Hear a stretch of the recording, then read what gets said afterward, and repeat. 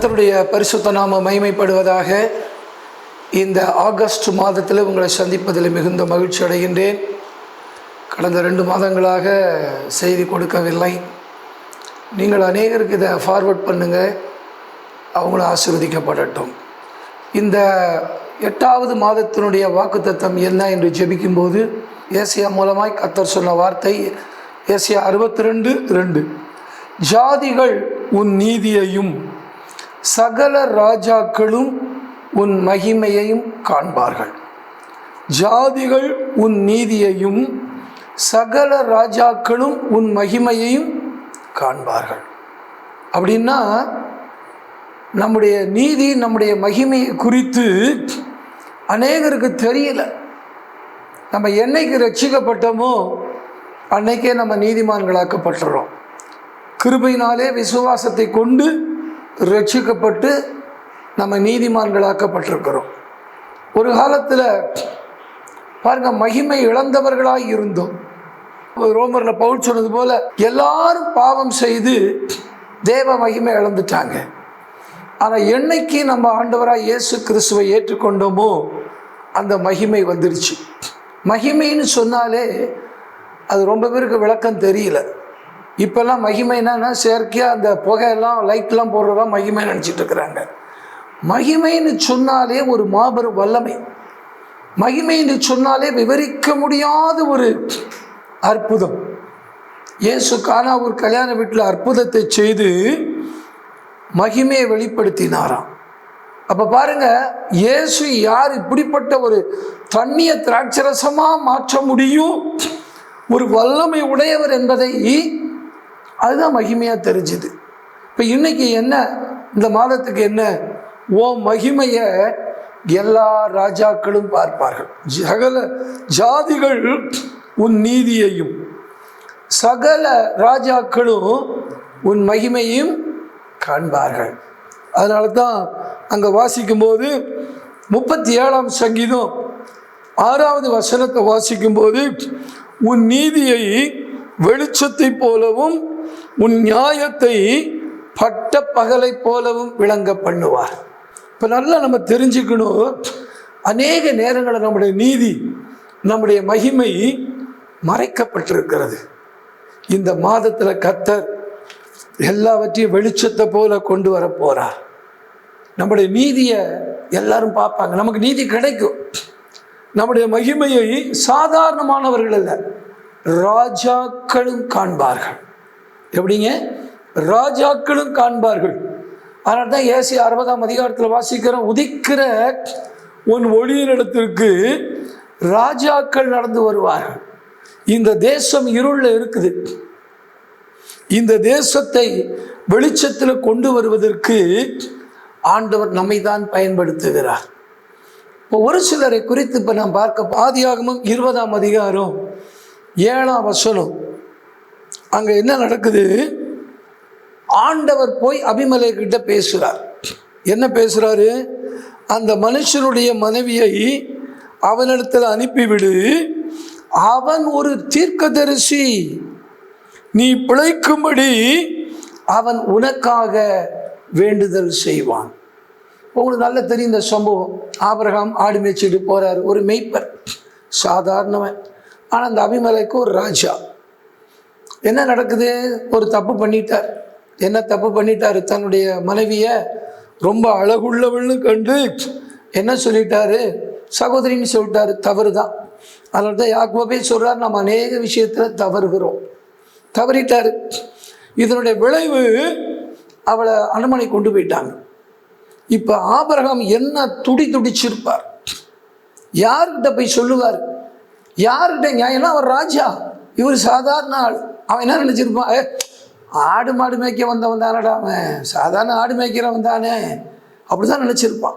ஒரு அற்பமாக நினச்சிருப்பான். சரி, ஆடு மாடு மேய்க்கிறவன் தானே, இருக்கட்டும், அவன் தங்கச்சியை கல்யாணம் பண்ணிக்கிறோம் அப்படின்னு நினச்சிருப்பான். ஆனால் கர்த்தர் அவனுக்கு தரிசனமாகி, அபிமெலேக்கு தரிசனமாகி, நீ சாதாரணமாக நினச்சிடாத, அந்த ஆபிரகாம் யார் தெரியுமில்ல, அவன் ஒரு தீர்க்கதரிசி. நீ பிழைக்கும்படி, நீ பிழைக்கணும்னா அவன் தான் உனக்காக வேண்டுதல் செய்யணும். இல்லாட்டி உன் குடும்பமே அழிஞ்சிடும். வம்சமே அழிஞ்சிடும். பயம் வந்துருச்சு.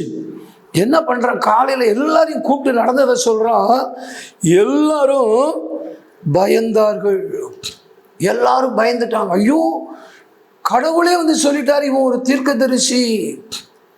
அநேக நேரங்களில் நம்ம குறித்து நமக்கு தெரியாது, நம்முடைய மேன்மை நமக்கு தெரியாது. நீங்கள் எவ்வளோ ஜெபம் பண்ணுறீங்க, எவ்வளவு ஆண்டவரை நேசிக்கிறீங்க, ஆனால் உலகம் அற்பமாக நினைக்குது. சும்மா சாதாரணமானது, நீ என்ன ஒரு பெரிய ஆளுவன். ஆனால் கர்த்தர் சொல்கிறாரு அவன் ஒரு தீர்க்கதரிசி, பெரிய ஆள் அவன். இப்போ ராஜாவுக்கு தெரிஞ்சு போச்சு. கூப்பிட்டு அவனுக்கு பரிசுகளெல்லாம் கொடுத்து, என்னப்பா நீ இப்படி பண்ணிட்டியப்பா, எனக்கு இப்படி பண்ணிட்டியே நீ. யோசனை பண்ணி பாருங்க. ராஜாக்கள் இந்த ஆபிரகாமுடைய மகிமையை பார்த்தாங்க. இந்த ஆபிரகாம்கிட்ட இருக்கிற ஒரே குணம் விசுவாசம். விசுவாசம் எப்போதுமே கீழ்ப்படிதலோடு சேர்ந்தது. ஆபிரகாம் தேவனை விசுவாசித்தான், அது நீதியாக எண்ணப்பட்டது. ஆபிரகாம் என் சொல்லுக்கு கீழ்ப்படிந்தான், விசுவாசித்து கீழ்ப்படிந்தான்.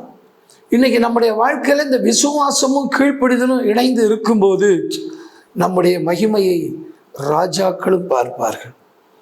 ராஜாக்கள் பார்ப்பார்கள். நீங்கள் வேலை பார்க்குற இடத்துல உங்கள் சுப்பீரியர், உங்கள் மேலே இருக்கிறவங்க யாரெல்லாம் உயர்வாக நினச்சிட்டு இருக்கிறோமோ உங்களை குறித்து ஆண்டவர் பேசுவார். நீங்கள் சாதாரணமானவர்கள் அல்ல, நீங்கள் ஒரு பெரிய விஐபி அப்படிங்கிறத கர்த்தர் பேசுவார். அடுத்தபடியாக சாலமோன், 1 ராஜாக்கள் 4ஆம் அதிகாரம் 34ஆம் வசனம். சாலமோனின் ஞானத்தை கேட்க பூமியின் சகல ராஜாக்களிடத்திலுமிருந்து நானா ஜாதியான ஜனங்களும் அவனுடைய ஞானத்தை கேட்கறதற்கு வந்தார்கள். இந்த சாலமோனை தேடி ராஜாக்களெல்லாம் வராங்க. சேபாவின் ராஜஸ்திரி வரா. எல்லா ராஜாக்களும் இந்த சாலமோனை குறித்து கேள்விப்பட்டு அவனுடைய கீர்த்தி வெகு தூரம் பரம்பியது. ராஜாக்களெல்லாம் வராங்க, அவன் மகிமையை பார்க்குறாங்க. இது எதனால் வந்துச்சு தெரியுமா? இந்த சாலமோன் எடுத்த எடுப்பிலேயே 1000 பலிகளை செலுத்தினான். ஏன் ஒரு 10 செலுத்திட்டு விட்டுருக்கக்கூடாது?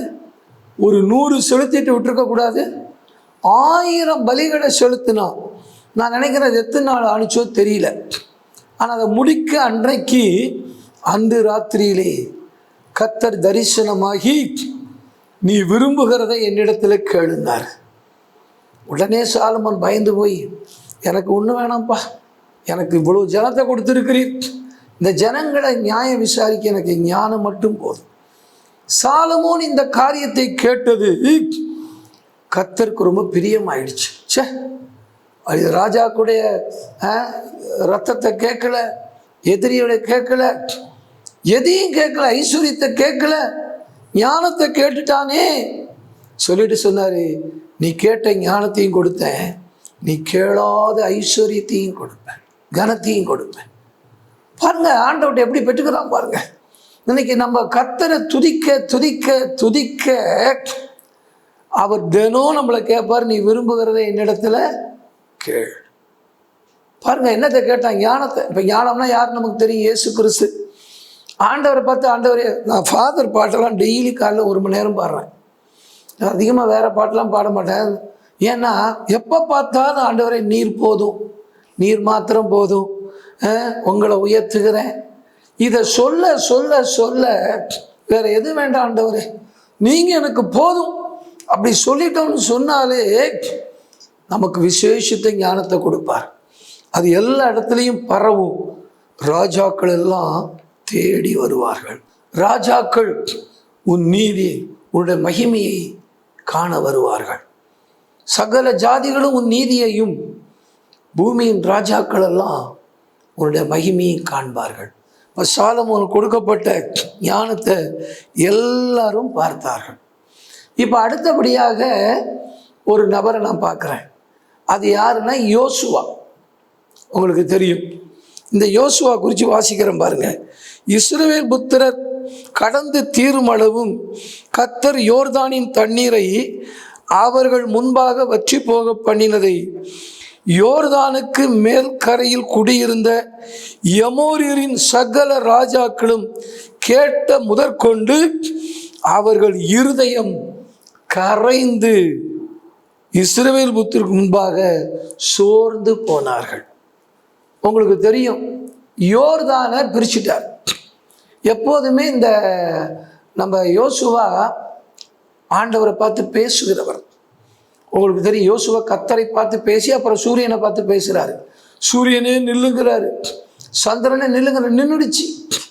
இப்போ யோர்தான் கரை புரண்டு ஓடுது. அந்த அப்புறத்தில் இருக்கிற ராஜாக்கள் நினச்சிருப்பாங்க, இதை கடந்து எப்படா இவனுங்க வருவானுங்க, இவனு எப்படி பாலம் போடுவானுங்க. பாலம் போடுறதுங்கிறது ஒரு பெரிய விஷயம் இல்லை. இப்போ இந்தியாவில் பார்த்தீங்கன்னா வட மாநிலத்தில் கட்டினா 5-6 பாலம் இடிஞ்சு விழுந்துருச்சு. ஒரு 6 மாதம் கூட தாக்கு பிடிக்கல பாலங்கள்லாம். அந்த காலத்தில் அந்த ராஜாக்கள் வெள்ளைக்காரெல்லாம் பாலம் கட்டினா இன்னைய வரைக்கும் இருக்குது. இவங்க என்ன போட்டு கட்டுறானுங்கன்னு தெரியல, இடிஞ்சு விழுவுது. அது ஒரு பக்கம் இருக்கட்டும். இவன் எப்படி தாண்டி வரப்போகிறான்னு நினச்சான். பார்த்தா எல்லாரும் கேள்வி போடுறாங்க, யோர்தான் பிரிஞ்சிடுச்சு, யோர்தான் பிரிஞ்சு நிற்கிது. அதுவும் கரை புரண்டோடுகிற நேரம். இப்போ பார்த்தீங்கன்னா கேரளாவில் எவ்வளோ பாருங்கள், வெள்ளம் எவ்வளோ பேர் செத்துருக்க. இயற்கையான சீற்றத்தை யாராலும் கண்ட்ரோல் பண்ண முடியாது. ஆனால் யோசுவா கண்ட்ரோல் பண்ணிட்டார். உங்களுக்கு அதை எப்படி பண்ணாருன்னு உங்களுக்கு தெரியும். ஆசாரியர்களை முன்னிறுத்தி பிரிச்சுட்டார். இதை கேட்ட உடனே அந்த ராஜாக்குடைய இருதயம்லாம் கரைஞ்சி போயிடுச்சு, சோர்ந்து போயிடுச்சு. அந்த மகிமையை பார்த்தாங்க. அப்பா, இந்த யோசுவாவை கூட யார் இருக்கிறா? கர்த்தர் இருக்கிறார். இப்போ நான் சொல்கிறேன், இந்த யோசுவாவோட மகிமையை பார்ப்பதற்கு ராஜாக்களும் பார்த்து பயந்ததுக்கு காரணம், எனக்கு பிடிச்ச வசனம் யாத்திரை 33 வாசிக்கிறோம்ல. யோசுவா மோசே தேவனுடைய சந்நிதியில் கர்த்தரிடத்தில் முகமுகமாக பேசிட்டு போயிட்டாரு. ஆனால் யோசுவா என்கிற வாலிபன் ஆசரிப்பு கூடாரத்தை விட்டு பிரியாதிருந்தான். தேவ சமூகத்தை ரொம்ப நாடினான். யார் ஒருவர் தேவ சமூகத்தை நாடுறாங்களோ, தேவ சமூகத்தை விரும்புகிறாங்களோ, அதிக நேரம் தேவ சமூகத்தில் செலவு பண்ணுறாங்களோ, அவங்களை கண்டு ராஜாக்கள்லாம் அவங்க மகிமையை பார்ப்பாங்க. அவங்க மூலம் நடக்கிற அற்புதங்களை பார்ப்பாங்க. உங்களுக்கு வருகிற உயர்வு, உங்கள் மூலம் நடக்கிற அற்புதங்கள், உங்களுக்கு வருகிற ஆசீர்வாதம், உங்கள் குடும்பத்தில் நடக்கிற நன்மைகளை ராஜாக்கள்லாம் யார்? உங்களோட மேலே இருக்கிறவங்க எல்லாம் பார்த்து பயப்படுவாங்களாம். அப்போ நம்ம யோசுவாவை போல ஆண்டோடைய சமூகத்தை அதிகமாய் நேசிக்கணும். எனக்கு ரொம்ப பிடிச்ச வசனம் அதுதான். பிரியா அவனுக்கு மனசே இல்லை. இது அடிக்கடி நம்ம சொல்லி இருக்கிறோம். அநேகர் இப்போ வருங்காலத்தில் என்னென்னா தேவ சமூகத்தை நாடுறதே இல்லை. அதனால தான் தாவீது கர்த்தருடைய சமூகத்தை நாடுங்கள். கர்த்தருடைய சமூகத்துக்கு வர வர வர என்னென்னலாம் நடக்கும்னு தெரியும். வெறும் காஞ்சி போன கோலை போய் கர்த்தருடைய சமூகத்தில் வச்சாங்க, கோல் துளுத்துடுச்சு. சரி, அடுத்தபடியாக பாருங்க, தானியேல். இப்போ தானியேலை கூப்பிட்டு என்ன சொல்கிறான் பெல்தஷார்? தானியேல் 5:14, உனக்குள்ளே தேவர்களின் ஆவி உண்டென்றும் வெளிச்சமும் புத்தியும் விசேஷித்த ஞானமும் உன்னிடத்தில் காணப்பட்டதும் என்று உன்னை குறித்து கேள்விப்பட்டேன். இந்த தானியேலை பற்றி எல்லாரும் தெரிஞ்சுக்கிட்டாங்க. ஏன்னா தானியேலுக்குள்ளே விசேஷித்த ஆவி இருந்துச்சு. தினமும் 3 வேளை ஜெபம் பண்ணார். இப்போ ராஜா பெல்தஷாருக்கு பிரச்சனை ஒன்று தான் தெரியும். கையிருப்பு எழுதுனுச்சு, நடுங்கிட்டான். எப்போதுமே இந்த ராஜாக்கள் எல்லாம் இந்த தானியேலுடைய முக தரிசனத்தை தேடினாங்க. என்னென்னமெல்லாம் பண்ணி பார்த்தா, ஊரில் இருக்கிற அத்தனை பேரையும் கூப்பிட்டு, என்னப்பா செவுத்தில் வெள்ளை சுண்ணாம்பு அடிக்கப்பட்ட செவுத்தில் எழுதியிருக்க ஒரு கையிருப்பு எழுதுது. கை காலெலாம் ஆட ஆரம்பிச்சிருச்சு. ஒரு கை எழுதுனா எப்படி இருக்கும்? இப்போ எடுக்கிற படம் பூரா பேய் படமாக எடுக்கிறான் எல்லாம். ஏன்னா அதான் மார்க்கெட்டில் ஓடுது. இப்போ பேய் படமாக எடுக்கிறான். அப்போ பேய் படம் எடுத்தது மாதிரி இருக்குது. கை எழுதுது. எல்லாரையும் கூப்பிட்டு கேட்குறான், என்னப்பா இது என்ன சமஸ்கிருதமா, இது என்ன ஹிந்தியா? ஒருத்தனுக்கும் தெரியல. இப்போ தானியேல் தான் சொல்கிறாரு. ராஜா சொல்கிறார், உன்கிட்ட தான்ப்பா இருக்குது, உன்னை விட்டால் வேறு ஆள் இல்லை. இப்போ தாவீது படிக்கிறார், மெனே மெனே தெக்கேல் உபார்ஷில், நீ தராசிலே நிறுக்கப்பட்டு குறைவுள்ளவனாய் காணப்ப தேவனுடைய ராஜ்யத்துக்கு மண்டியிட பண்ணுவான். அடங்கி போயிட்டான். அடுத்த அன்னைக்கா கொலை பண்ணப்பட்டான். முடிஞ்சு போச்சு கதை. இப்போ இந்த தானியேலுக்கு இருக்கிற வெளிச்சத்தை ராஜாக்கள் கண்டார்கள், மகிமையை பார்த்தாங்க. ஏன் தெரியுமா? 3 வேளை ஜெபம். 2வது ஒரு தீர்மானம், பரிசுத்தத்தில் ஒரு தீர்மானம். தானியேல் 1:8 வாசிக்கிறோம். தானியேல் தீர்மானம் பண்ணி தன்னை காத்து கொண்டான். இன்னைக்கு நிறைய பேர் தீர்மானம் எடுக்கிறாங்க, ஆனால் காத்துக்கொள்கிறது இல்லை. தீர்மானத்தை விட்டு விலகிடுறாங்க. இன்னைக்கு உண்மை உறுதியாய் பற்றி கொண்ட மனதை உடையவன் உண்மையை நம்பி இருக்கிறபடியால் நீர் அவனை பூரண சமாதானத்தோடு காத்துக்கொள்கிறீர். ஏசாயா 26:3. அப்போ கண்டிப்பாக நம்முடைய வாழ்க்கையிலே இந்த தானியேலை போல இருந்தாக்கா நிச்சயமாக நம்முடைய மகிமையை ராஜாக்கள் பார்ப்பார்கள். கடைசியாக ஒரு நபரை நான் சொல்லி முடிச்சிடறேன். யோசேப்புலாம் இருக்கிறாரு, நான் அதெல்லாம் விட்டுறேன். இப்போ தாவீது, இப்போ தாவீதை குறித்து ஒரு வசனத்தை வாசிக்கிறேன் பாருங்க. 1 சாமுவேல் 17ஆம் அதிகாரம் 56ஆம் வசனம். 1 சாமுவேல் 17ஆம் அதிகாரம் 55, 56. தாவீது பெலிஸ்தனுக்கு எதிராக புறப்பட்டு போகிறதை சவுல் கண்டபோது அவன் சேனாதிபதியாக அப்னேரை பார்த்து, அப்னேரே, இந்த வாலிபன் யாருடைய மகன் என்று கேட்டான். அதற்கு அப்னேர், ராஜா, எனக்கு தெரியாதென்று உம்முடைய ஜீவனை கொண்டு சொல்லுகிறேன் என்றார். அப்பொழுது ராஜா அந்த பிள்ளையாண்டான், யாருடைய மகன் என்று விசாரி என்றார். இப்போ நல்ல யோசனை பண்ணி பாருங்க. கோலியாத்துக்கிட்ட ஒருத்தனும் போக முடியல. எல்லாரும் கதவை சாத்திட்டு உள்ளே உட்காந்துருக்கிறான். எல்லாம் கோலியாத்தை கண்டு பயந்துட்டு இருக்கான். சவுல் ராஜா, சேனாதிபதிகள், நாடே பயந்துட்டு இருக்கான். அவன் டெய்லி வந்து சவால் விடுறான். இப்போ தாவீது வரான், சவுல்கிட்ட தான் வரான். சவுல்கிட்ட அழைச்சிட்டு வராங்க. சவுல் தாவீது என்ன கேட்டார்? இவனை கொன்று இஸ்ரவேலுக்கு நேர்பட்டிருக்கிற நிந்தியை நீக்கினா என்ன கொடுக்கப்படும்? உன்னால் முடியாதரா, நீ சின்ன பையன். சவுல் சொல்கிறான், அவன் பெரிய யுத்த வீரன், சிறு வயது முதற்கொண்டே யுத்த வீரன், நீ சின்ன பிள்ளை, உன்னால் முடியாது. அப்புறம் அவனுக்கு அந்த ஆயுதங்கள்லாம் போட்டு பார்க்குறாரு. சவுல்கிட்ட சொல்கிறேன், இதெல்லாம் பழக்கம் இல்லை. சரி போ, இவன் யார், இதோ சாவ போகிறான், போ சாவ போகிறான், போ.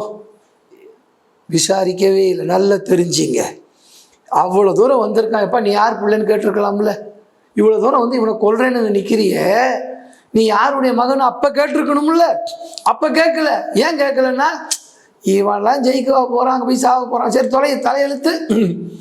ஆனால் இப்போ தலையெழுத்து இல்லை. யார் கையில் தலை இருக்கு?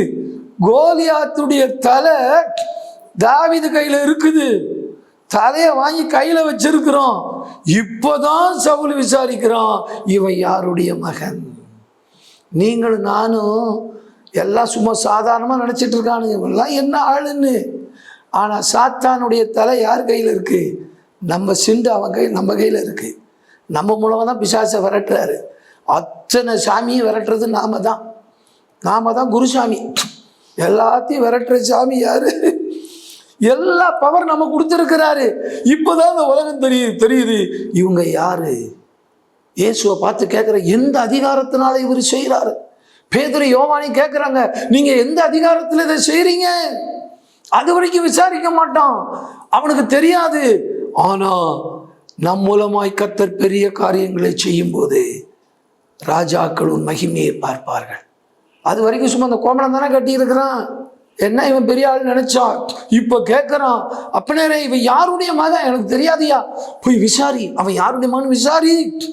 பார்த்தீங்களா? அதான் ஆண்டு சொல்றாரு, ஜாதிகளும் நீதியையும் ராஜாக்களும் மகிமையும் காண்பார்கள். இந்த தாவீதுட்ட இருக்கிற ஸ்பெஷல், ஆண்டவர் நல்ல துதிச்சான். தாவீதை போல ஆண்டவரை துதிக்க யாரும் இல்லை. ரெண்டாவது அவருடைய சித்தத்தை அறிஞ்சு செஞ்சான்.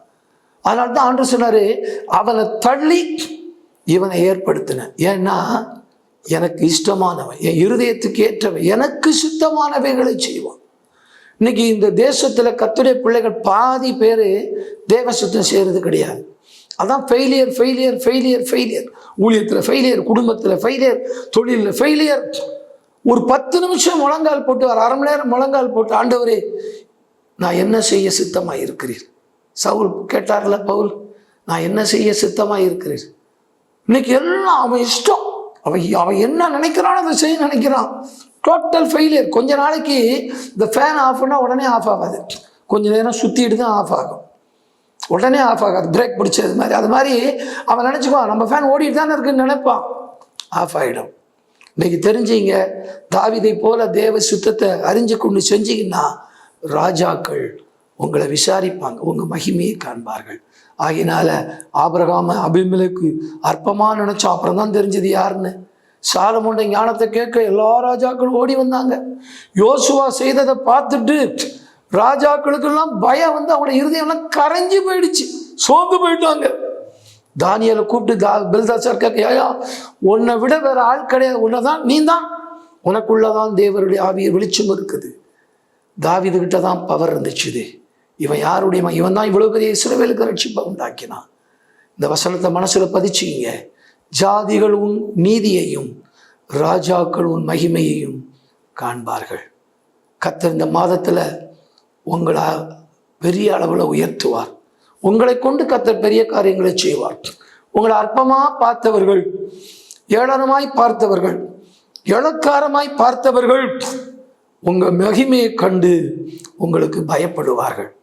பயப்படணும் நமக்கு அவசியம் இல்லை, நம்ம மேல ஒரு மரியாதை வரும். நம்ம யாருன்னு அவங்க தெரிஞ்சுக்குவாங்க. ஈசாக்கை பார்த்து சொன்னாங்க, கர்த்தரும் கூட இருக்கிறார், நாங்க பார்த்தோம்யா, உன்னை ஜெயிக்க முடியல. கண்களை மூடி ஜெபம் பண்ணுவோம். இந்த வாக்குத்தத்தை அப்படியே மனசுல பதிச்சிங்க. இது உங்க வாழ்க்கையில நிச்சயம் நிறைவேறும். கண்களை மூடுவோம். இரக்கத்தில் ஐஸ்வர்யமான நல்ல பிதாவே, இந்த 2024ஆம் ஆண்டு ஆகஸ்ட் மாதத்திற்கு நீர் கொடுத்திருக்கிற நல்ல வாக்குத்தத்தத்துக்காய் நன்றி ராஜா. சகல ஜாதிகளும் உன் நீதியையும் ராஜாக்கள் உன் மகிமையை காண்பார்கள். உன் நீதியை வெளிச்சத்தை போலவும் உன் நியாயத்தை பட்ட பகலை போல விளங்க பண்ணுவேன் என்று சொல்லியிருக்கிறீர். அந்த வார்த்தை நிறைவேறணும். எங்களோட பிள்ளைகள் ஆண்டவரை உயர்த்தப்படணும், மேன்மை அடையணும். எங்கெல்லாம் அற்பமாய் எண்ணப்பட்டார்களோ அந்த இடத்துல அவர்கள் மேன்மை அடையட்டும். சகல ஜனங்களை பார்க்கிலும் கர்த்தருனை மேன்மையாக வைப்பாருங்கிற வார்த்தை நிறைவேறட்டும். நன்மையை கிருபையும் தொடரட்டும். இந்த மாதத்தில் நம்முடைய பிள்ளையோட தேவைகள் எல்லாம் சந்திக்கப்படட்டும். உங்களுடைய பிள்ளைகள் கையிட்டு சேர எல்லா வேலையிலும் உங்களுடைய ஆசீர்வாதம் காணப்படட்டும். குறைவு அல்ல, எல்லாவற்றிலும் நிறைவை காணட்டும் ஐயா. ஆசீர்வதிங்க. மீட்பர் இயேசுவின் மூலம் வேண்டிக் கொள்கிறோம் ஜீவனுள்ள பிதாவே. ஆமேன், ஆமேன், ஆமேன். Praise the Lord. God bless you. கர்த்தர் உங்களை ஆசீர்வதிப்பாராக. ஆமேன்.